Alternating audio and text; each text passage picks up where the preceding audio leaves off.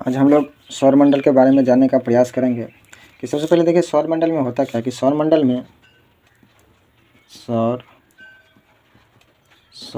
में सूर्य होता है। क्या होता है? सौरमंडल में सूर्य होता है।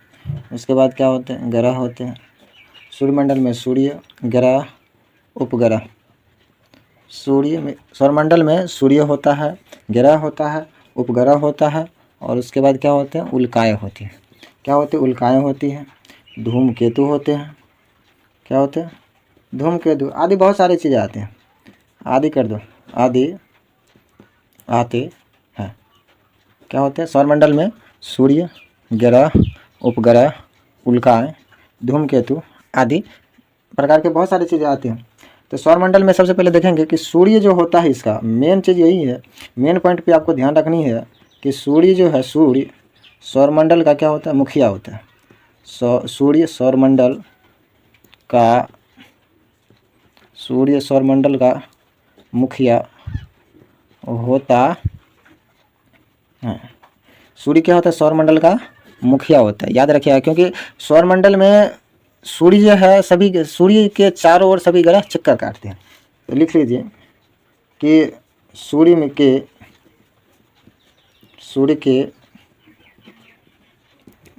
के चारों ओर सभी ग्रह, सूर्य के चारों ओर सभी ग्रह क्या करते हैं? चक्कर लगाते हैं।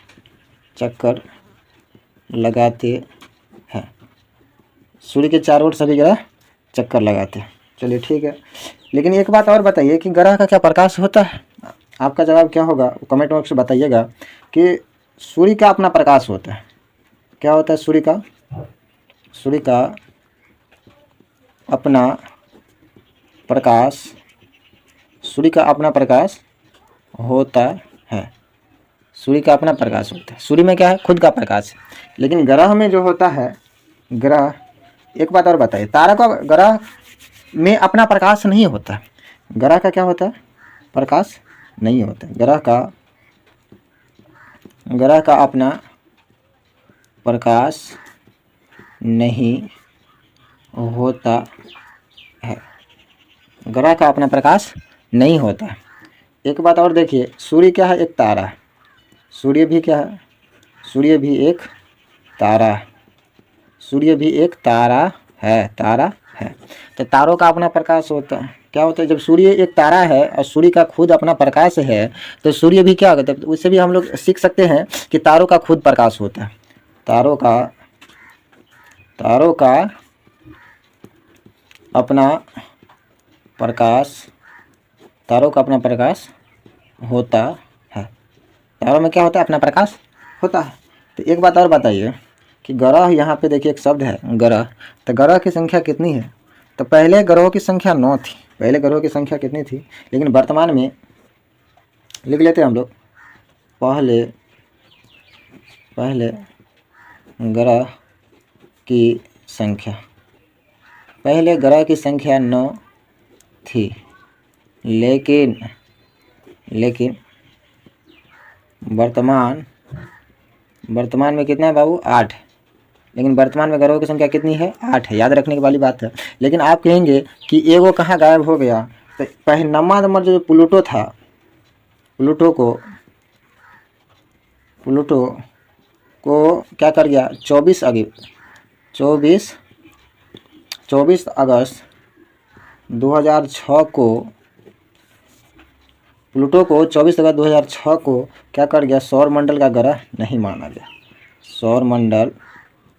सौरमंडल का ग्रह नहीं, प्लूटो को 24 अगस्त 2006 को सौरमंडल का ग्रह नहीं है यह माना गया, क्योंकि ये घोषणा हुई थी 24 अगस्त 2006 को। तो आप कहेंगे कि वो 8 ग्रह कौन कौन से हैं? मैं उसका नाम आगे लिख रहा हूँ, आप लोग भी नोट कर लीजिएगा। तो एक ग्रह है जिसका नाम है, सूर्य के सबसे नज़दीक का ग्रह कौन सा है? बुध है। तो सबसे पहले बुध लिखेंगे हम लोग। 2 नंबर पे आते हैं शुक्र। कौन सा है? शुक्र है। इसके बाद कौन सा है? मंगल ग्रह। उसके बाद चौथा है पृथ्वी।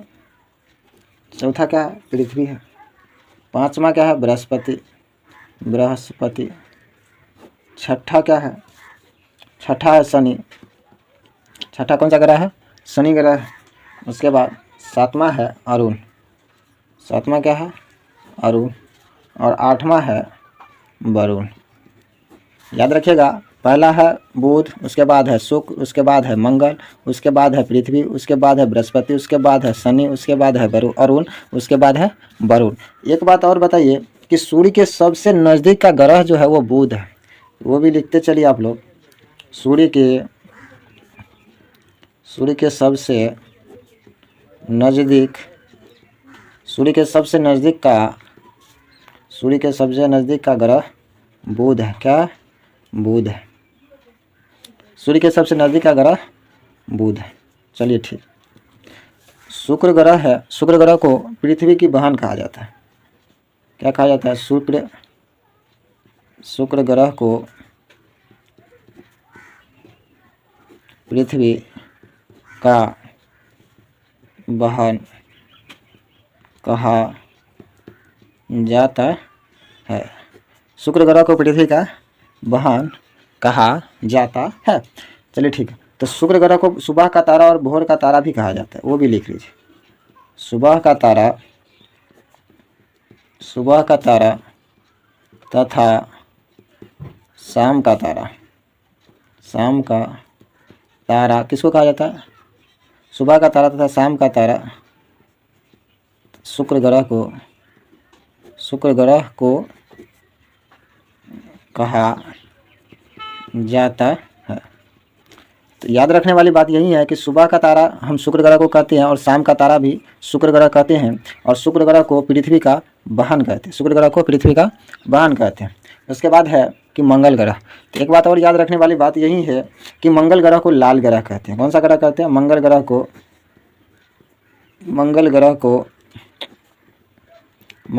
कौन सा ग्रह कहते हैं हम लोग? लाल ग्रह कहते हैं। लाल ग्रह।